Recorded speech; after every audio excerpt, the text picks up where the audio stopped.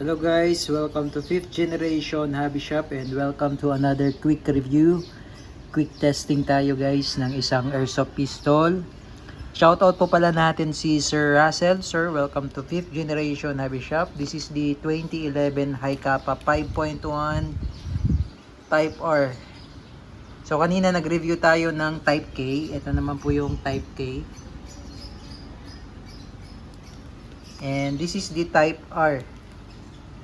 So pinag-iba lang naman nila yung sa grip and sa rations. So iba din ang design na tong grip niya. And sa magazine same lang sila. So ito yung Type R, 2011 Type R with markings. Si Type K walang markings.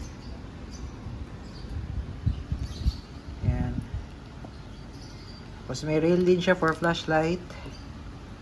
Adjustable na rin po yung kanyang sight, windage and elevation. Tapos naka ambidextrous manual safety, beaver tail safety. Ayan. With markings din siya dito. Sa front, naka-fix ang sight niya. Dito, semi-magwell. 30 rounder capacity magazine. Pwede rin siya, compatible din po siya sa 50 rounder extended magazine. Yan. Metal din po yung magazine niya.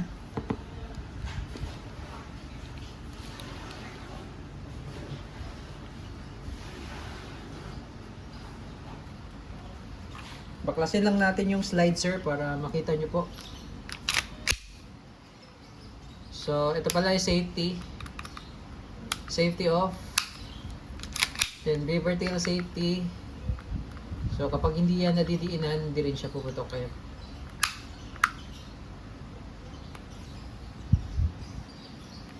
Standard size.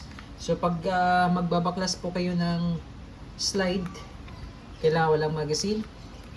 Tapos, tutok nyo lang siya dito. So, parang may notch na yan. Isi-sentro nyo lang siya dyan. Center nyo lang. Tapos push nyo lang to. Yan, para umangat. So, yan internals. So, ito po yung ilalagyan natin ng oil. Yung rail.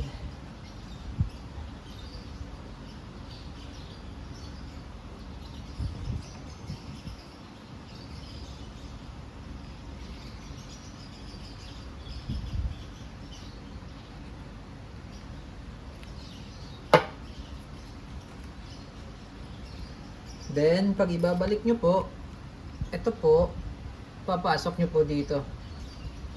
Yan, pag ganyan po.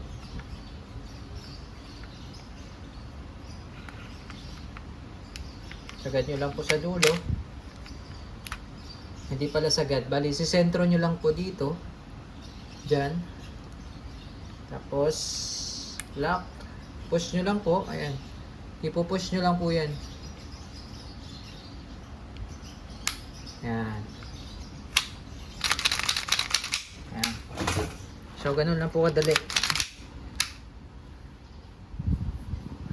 So, bali. So, itatasa-tasa lang natin para mag-spread yung oil. Yan, kanina medyo maganit. Ngayon, napaka-smooth niya na. Oh. Okay.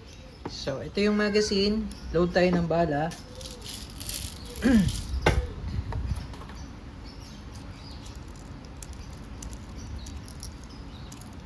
30 rounder po ang capacity, double stack po.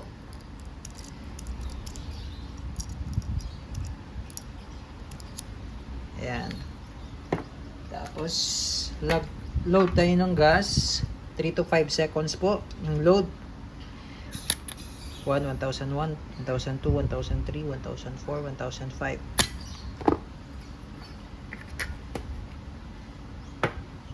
Okay. And then, testing po tayo. Nasa 350 to 370 feet per second po.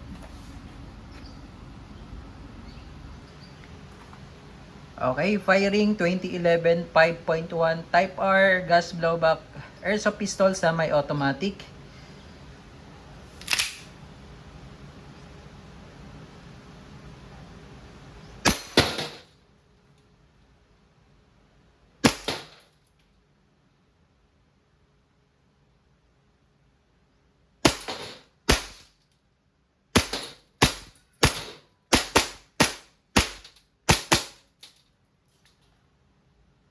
Open slide, release the magazine. Balik lang natin yung slide. And hammer down.